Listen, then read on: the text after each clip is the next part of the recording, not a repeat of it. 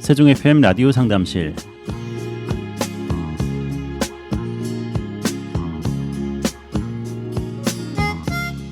안녕하세요. 세종 FM 라디오 상담실 김보성 인사드립니다. 네, 지난 시간에 우리의 몸은 무엇으로 이루어져 있을까에 대해서 기본적인 그런 부분들 말씀 나눴었는데요. 오늘 이어서 그 말씀 나누고요. 또 촉각에 대한 부분도 이야기해 보도록 하겠습니다. 오늘도 우리 청취자 여러분께 뼈가 되고 살이 되는 소중한 말씀을 전해주실 분, 세종 경희한방병원 김명식 원장님 나오셨습니다. 원장님 안녕하세요. 네, 안녕하십니까. 네, 반갑습니다. 반갑습니다. 네, 이제 뭐 꽃도 많이 피어서 너무 아름다운 계절입니다. 참 만개했습니다. 네, 그러니까요. 어디 가나 꽃이 있습니다. 꽃을 보면 왜 기분이 좋아지지? 그러게요. 네, 꽃을 선물하기도 하고.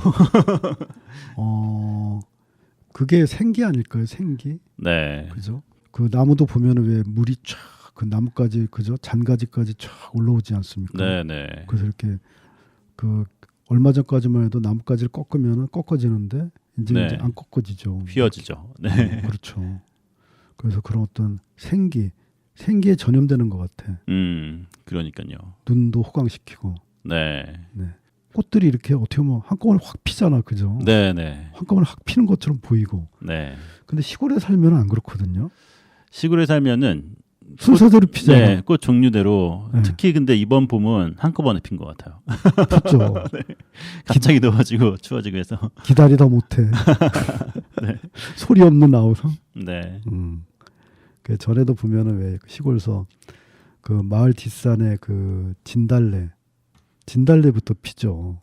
그렇죠. 그죠? 그래서 저는 진달래를 참 대단하다. 어쨌든 멋있는 꽃이라고 생각하는 게 네. 그 산자락에서 그죠? 그 나머지 그 나무들이나 뭐 풀도 안 자라고 그때는 네. 나무들도 다 헐벗고 이러는데 혼자 그 뭐죠? 분홍색인가? 그럼요. 쫙 피잖아. 네, 너무 야. 예쁘죠. 신기하죠. 네. 그러고 나서 이제 뭐 산 밑으로 마을 어귀에 이제 뭐 쌀이꽃 피고 그죠? 네. 그렇게 순서대로 피죠. 아니면 그 깊은 산 속에 있는 절마당에 가보면은 네. 되게 이제 매화꽃이 먼저 피고. 그렇죠. 매화꽃은 보면 이렇게 눈이 내리는 와중에도 피거든요. 보면. 네. 이번에 네. 매화꽃이 많이 산불로 탔죠. 그렇겠죠. 네, 네. 그다음에 이제 그 산 밑에 보면은 그 산수유, 네. 산수유가 좀 일찍 산수유. 피고, 그렇죠? 그렇죠. 산수유 색깔이 너무 예뻐요. 꽃 색깔이. 네. 그런 색깔 좋아하시는구나. 그렇게 하다가 뭐 이제 개나리 피고, 그죠? 네. 대도시 같은 데는 목련 같은 게 좀 빨리 피는 편이죠. 그렇습니다. 목련 네. 피고. 그다음에 또 무슨 꽃이 있나요? 백꽃도 피고, 백꽃, 벚꽃도 그렇죠. 피고. 벚꽃, 그렇죠. 진짜 좋습니다. 네. 좀 있으면 이제 더워지면 이제 찔레꽃도 피고, 그죠? 네. 찔레꽃은 못 본 지가 오래된 것 같아요. 그 무렵에 이제 장미 피고 그러면 이제 절정이죠. 네, 5월 된 거죠. 네. 네. 진짜 꽃구경이나 실컷 해야 되겠다. 예. 꽃이 좋아지면은 이제 어른이 된 거라고 하는데. 그래요? 네. 젊었을 땐 별로 자기가 꽃이어서 그런지 몰라도 꽃을 안 좋아하고 나이가 들수록 더 좋아하는 것 같다는 생각도 듭니다. 맞습니다. 그러네. 네, 꽃 사진을 많이 찍어서 올리면은 나이 든 티 내는 거라고 그런 말이 있습니다. 지금 뭐 그 신생아들 애기들 보면은 막 저절로 웃음이 나고 막 그죠? 네, 안아주고 싶고 막 그러잖아요. 네, 네. 늙긴 늙었구나. 그 얘기 하려고 하는 게 아니고 요즘에도 그런 말이 있습니다. 네. 근데 우리가 이제 그 몸에 그 기본 감각이 이제 촉각이라고 하지 않았습니까, 그죠? 네, 네. 근데 우리 몸 안에 사실은 몸에 나머지 감각 기관들이 다 붙어 있죠, 그죠? 그렇죠. 그래서 우리가 미각, 맛의 감각을 느끼기 전에 먼저 뭐가 닿죠? 혀의 촉각이 촉각이죠, 사실은. 닿죠. 네. 우리 몸에 다 있기 때문에. 그러니까 후각도 마찬가지고, 그죠? 네. 그래서 식감이란 말이 있는 것 같아요. 아, 네. 그래서 있구나. 식감. 그럴 수 있겠네. 예리하시다. 그러면 말씀하시니까 생각났습니다. 후각 같은 거는 뭐가 있을까요? 그 식감처럼 그런 단어가 있을까? 후각. 아, 후각 전에. 후각이요? 후각 전에. 이게 어떤 네. 냄새가 이렇게 들어오잖아, 그죠? 네, 네. 어.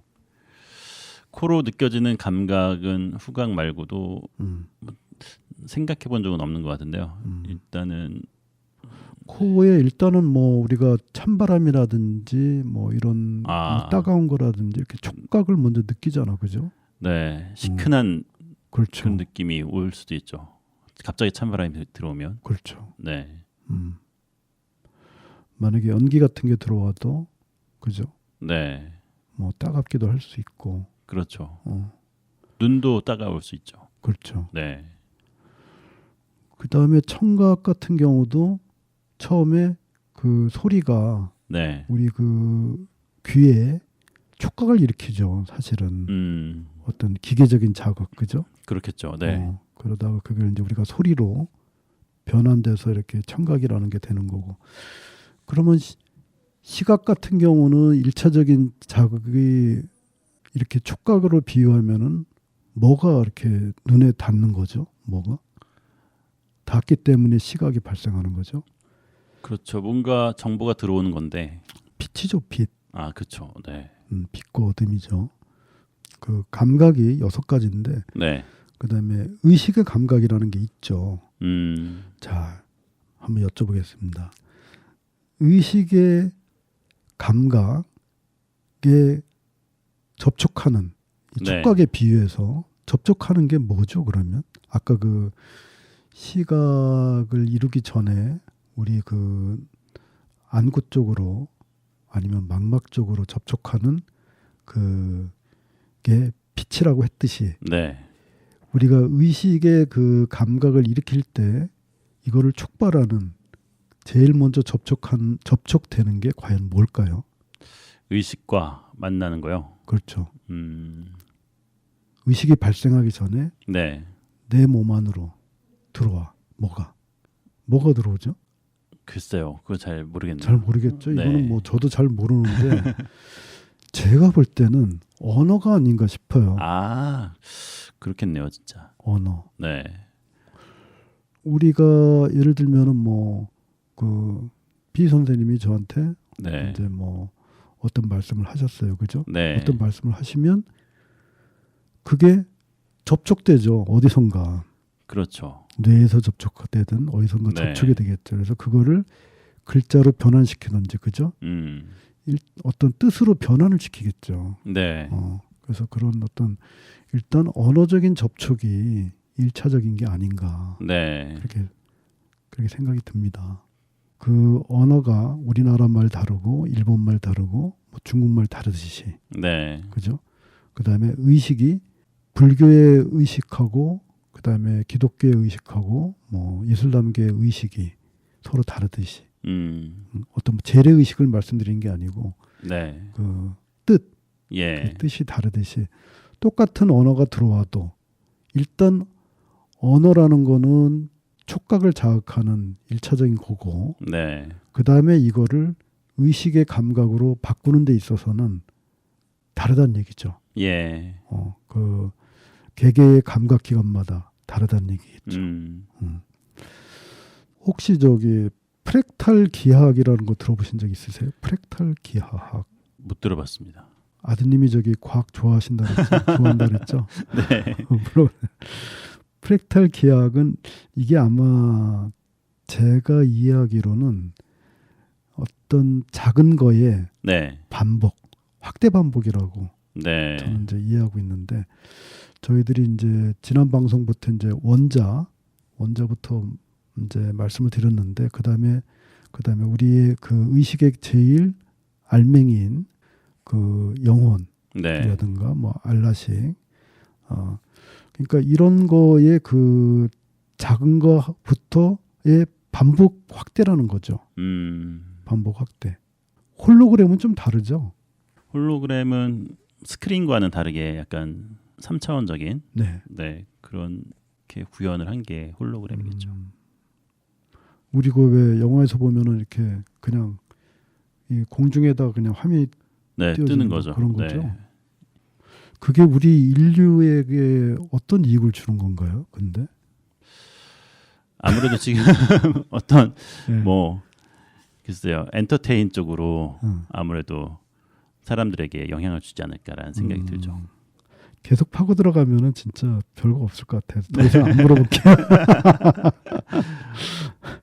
근데 이거는 이제 거꾸로 말씀드려 보면 네, 어떤 그 요만한 점 하나, 예, 우린 그걸 이제 털럭 하나라 그러죠. 털 하나에 네, 이 세상을 다 묻어놓을 수가 있다. 네, 그 우리가 이제 뭐 인체로 얘기하면 유전 정보죠, 그죠? 예, 유전 정보. 근데 어떤 기하학이든지 이런 프랙탈 기하학이라든지 아니면 홀로그램이라든지 아니면 AI라든지 네, 이런 거를 저기 말할 때 항상 배제되는 게 있어요. 우리가 뭐라 하죠? 무의식적으로 그냥 말 안 하는 게 있어. 뭐가 있을까요? 누가 하느냐? 그렇죠. 오. 오늘 그냥 방송 개발자. 끝낼까요?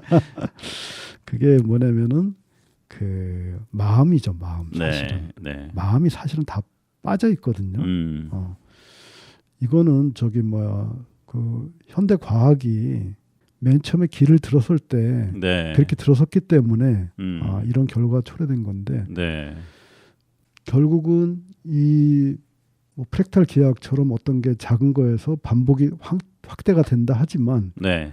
그게 일정한 모양은 아니거든요. 확대된다는 거에는 사실은 그런 의미가 있습니다. 이게 일정한 방향으로 쭉 간다는 게 아니고 이렇게 갈 수도 있고 저렇게 갈 수도 있다는 얘기죠. 네. 그런데 그 이렇게 갈 수도 있고 저렇게 갈 수도 있다는 거는 우리의 인류의 마음에 따라 갈 수도 있다는 거죠. 네. 안 갈 수도 있고. 그러니까 뭐 전에도 말씀드렸지만 트럼프 옆에서 지금 일론 머스크. 잘난잖아. 일론 머스크가 뭐 스페이스X인가 뭐 그런 네. 회사를 만들어서 뭐 화성을 뭐 가겠다. 그게 이제 트럼프 마음에 좀 들었나 봐요, 그죠? 네.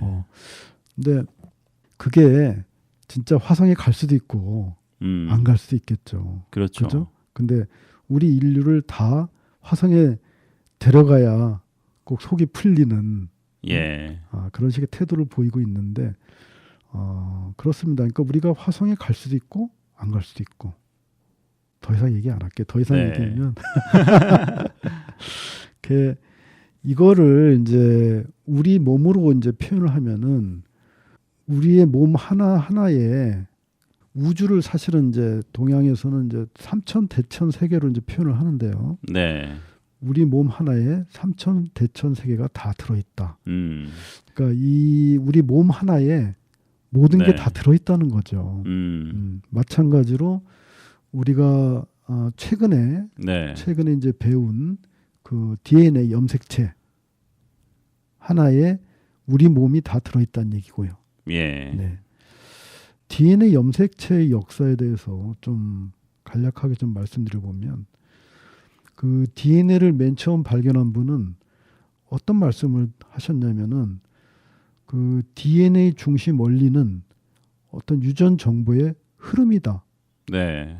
이렇게 말씀을 하셨던 걸로 저는 들었습니다. 그렇게 해서 그게 벌써 세월이 좀 지났죠. 그래도 한 몇십 년 지났죠. 네. 이렇게 저 DNA를 발견하고 뭐 그죠? 게놈 지도를 완성했다. 그렇죠. 뭐 이런 얘기죠. 게놈 지도 완성한 거는 이제 2000년대 들어서 네. 게놈 지도가 완성돼 있죠. 됐는데 우리 인간들의 그 DNA 염기 서열은 거의 30억 개라고 합니다. 30억. 그래요. 네. 30억 개. 근데 이 그 DNA가 주로 하는 일이 단백질을 만들고 말하자면 어떤 우리 몸의 그 형체를 이루는 네. 그 뼈대 뼈대의 기본 출발이라는 얘기죠. 예. 그다음에 뭐 그 이외에 뭐 효소 이런 거에도 이제 관여를 하는데 네. 이런 어떤 그 뼈대나 그런 효소를 만드는 DNA를 저희들이 이제 코딩 DNA라고 이름을 붙였습니다. 예. 근데 전체 DNA 중에 이 코딩 DNA가 차지하는 부분은 1 내지 2%밖에 안 된다고 합니다. 예. 그래서 나머지 DNA들 있지 않습니까? 그래서 이게 얼마 전까지만 해도 그 나머지 DNA들을 아주 하찮게 봤습니다. 그래요. 하찮게 봤고 네. 쓰레기 DNA, 그래서 어. 정크 DNA라고 불렀던 걸로 저는 기억하고 있는데 네. 이게 벌써 몇십 년 전 얘기네요. 음.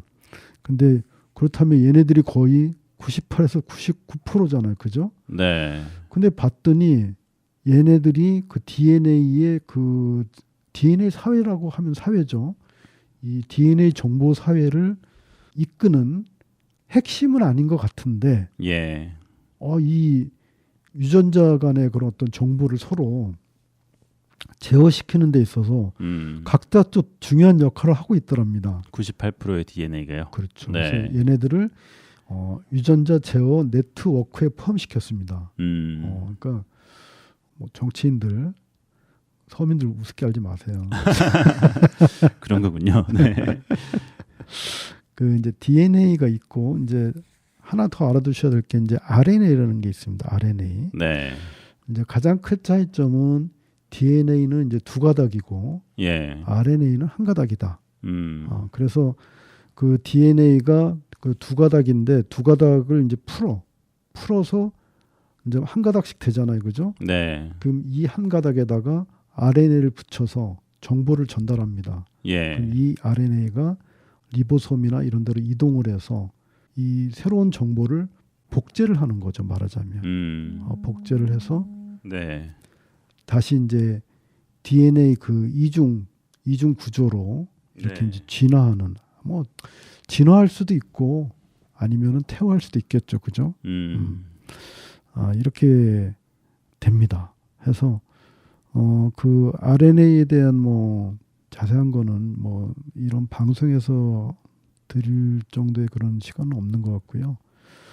어쨌든 이제 이 DNA를 또 말씀드리는 이유 중에 하나는 또 뭐냐면 앞으로 그 컴퓨터가 예. DNA 컴퓨터가 나올 거라는 말씀 들어보신 적 있으신가요? 아니요. 네. DNA 컴퓨터가 나올 거라고 합니다. 그러니까 아마 지금 AI 컴퓨터의 어떤 한계를 네. 이제 극복하는 하나의 방법일 수 있겠죠, 그죠? 그럼 DNA 컴퓨터 같은 경우는 결국은 뭐가 여기서도 중요할까요? 우리 인체에서도 가장 많은 부분을 차지하는 게 물이라고 했고, 그죠? 네. 어떤 이 물의 흐름, 순환 이게 중요하다고 하지 않았습니까? 네. 근데 DNA 컴퓨터도 말하자면은 이런 게 아마 중요하지 않을까 저는 그렇게 생각합니다. 근데 만약에 그 인체의 이런 그 어떤 그 수승하강에 이런 개념이 아마 들어가지 못한다면 네. 그 DNA 컴퓨터 같은 것도 저는 그렇게 지금 그 현재 그 AI 모습하고 뭐 큰 차이가 없지 않을까 저는 그렇게 생각합니다. 네. 그냥 반복 확장에 좀 더 능숙한 정도 저는 그렇게 이제 이해를 하고 있습니다. 예. 그래서 그 이번 시간에 이제 좀 물에 대해서 외부 자연의 물의 분포, 그다음에 우리 인체 내 물의 분포에 대해서 좀 이제 말씀드려보고 싶은데요. 우리가 알 수 있는 그 물들, 그러니까 우리 인체 밖의 물들의 그를 알 수 있는 거를 좀 말씀해 보실까요? 뭐가 있죠? 인체 밖에 있는 물들이요. 네. 어디 제일 많죠? 물이? 바다에 바다가 제일 맞습니다. 네. 바다가 우리가 알고 있는 이 그 대기권 포함해서 그 지구의 그 물의 거의 한 97% 정도 된다고 합니다. 네. 그 다음에 어디에 또 물이 좀 있을까요? 그다음 뭐 대기에도 있을 것 같고, 그렇죠. 지표에도 있을 것 같고. 그렇죠. 네. 그 빙하, 빙하. 네. 빙하가 포함하는 물이 거의 한 2%가 조금 넘는다고 합니다. 네. 그러면은 바다, 그다음에 빙하 이게 거의 전부죠, 그죠? 네. 그러니까 우리가 늘상 보고 있는 시냇물, 강물, 뭐 호수 이런 거는 우리 지구의 그 물의 한 0.03% 밖에 네. 안 된다고 합니다. 음. 빙하보다 오히려 적네요, 그죠? 그러네요.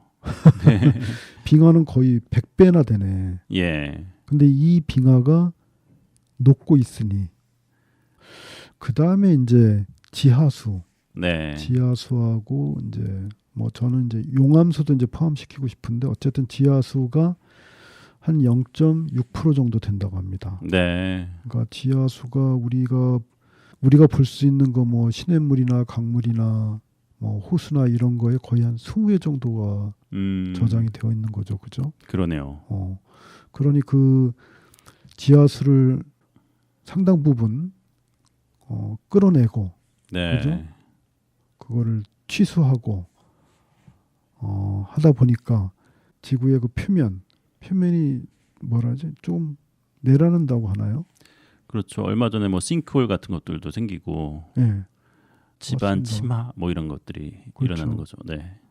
뭐 말씀 들어보니까 서울시는 집안 침하 그거에 대한 지도를 뭐 만들어 놨다고 하던데요. 네. 근데 그거를 발표하면 집값이 떨어진다. 집값이 문제예요. 네. 진짜 부동산 뭔가 정리하지 않으면 우리나라 망합니다. 솔직히. 네. 지금도 뭐. 근데 제가 항상 드리는 말씀이 뭐냐면 망한다. 경제가 안 좋다 할 때 그게 누구라 그랬죠? 대상이?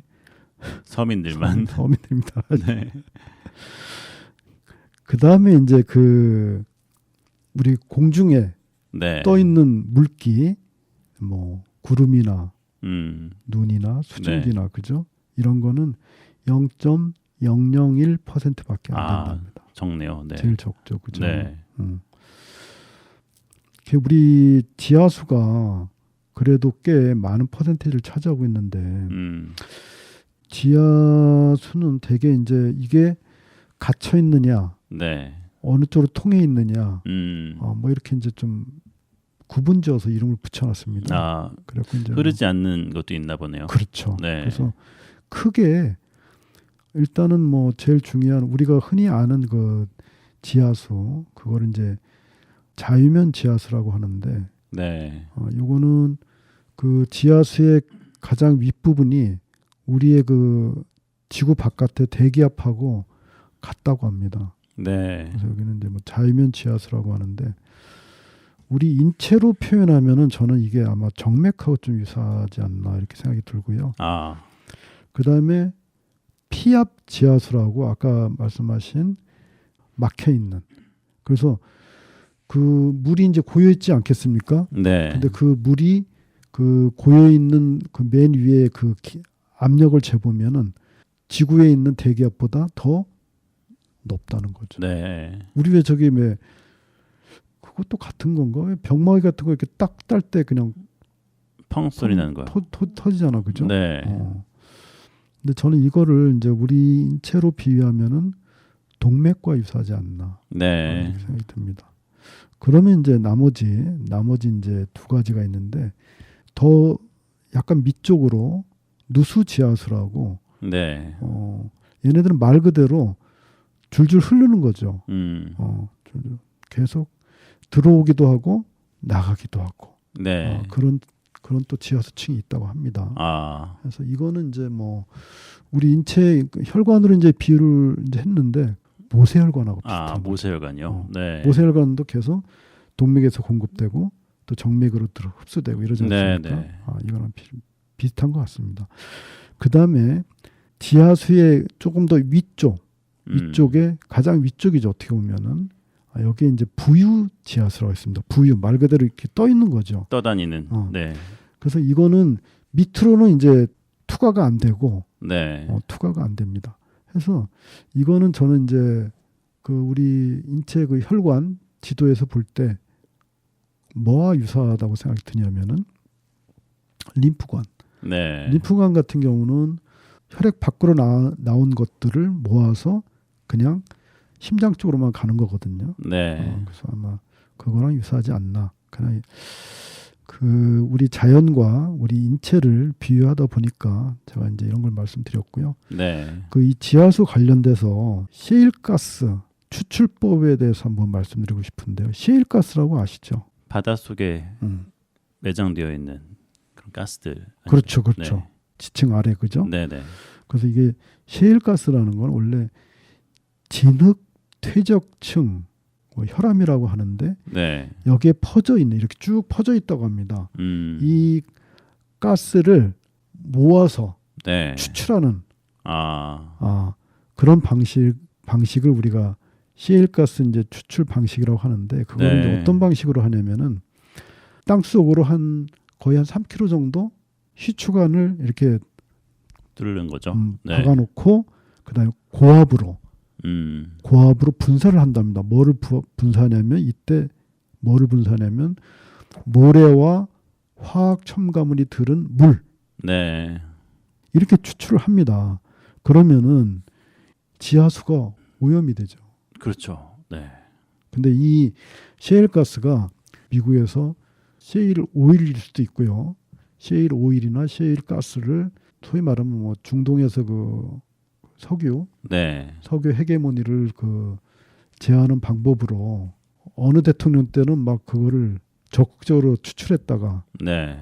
어느 대통령 때는 또 그거를 금지시키고 이랬던 것 같은데 근데 트럼프 대통령이 이걸 하려고 합니다. 대개는 네. 지금까지 보면 뭐 이번에는 어떻게 될지 모르겠는데 근데 중국이 사실은 이 셰일가스 오일이 전 세계 매장량의 최고라고 합니다. 전 세계 매장량 중에 최고라고 합니다.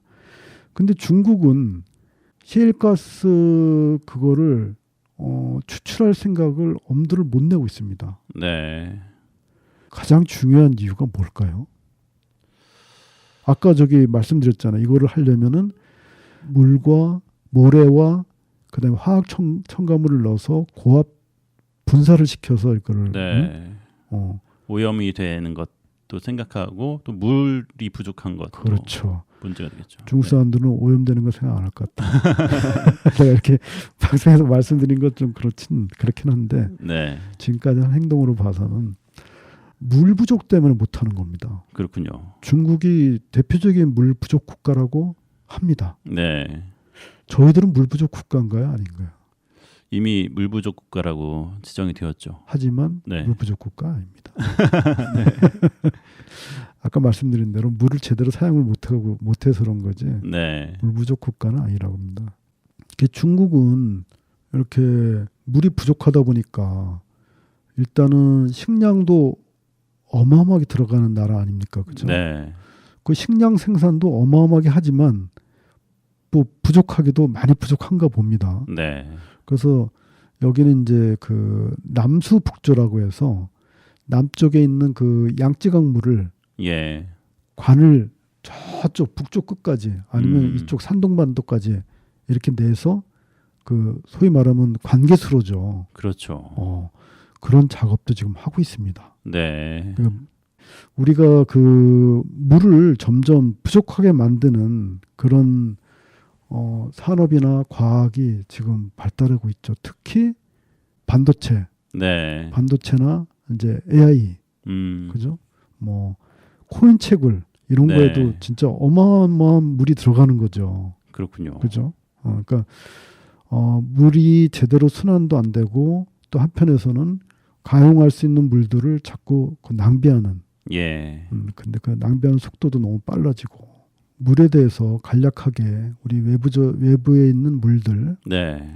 이제 빗대어서 또 우리 인체 내 그 물의 순환이나 물의 저장소나 그 장애를 일으키는 원인 이런 거에 대해서 좀 말씀드리려고 했는데 그것까지는 진행을 못 시켜드렸고요. 다음 시간에 더 준비 잘해서 말씀드려보겠습니다. 네. 그럼 다음 시간에 이어서 말씀 나누도록 하겠습니다. 지금까지 세종 경희한방병원 김명식 원장님 수고하셨습니다. 원장님 다음 주에 뵙겠습니다. 네, 안녕히 계십시오. 세종 지역 FM 98.9MHz, 대전 지역 한밭 FM 93.7MHz를 통해서 라디오 상담실 보내드렸습니다. 방송 후에 유튜브 세종 FM 채널에서 다시 듣기 가능하니까요. 상담 질문과 청취 소감 남겨주시면 감사하겠습니다. 세종 FM 라디오 상담실 지금까지 진행의 김보성이었습니다. 감사합니다.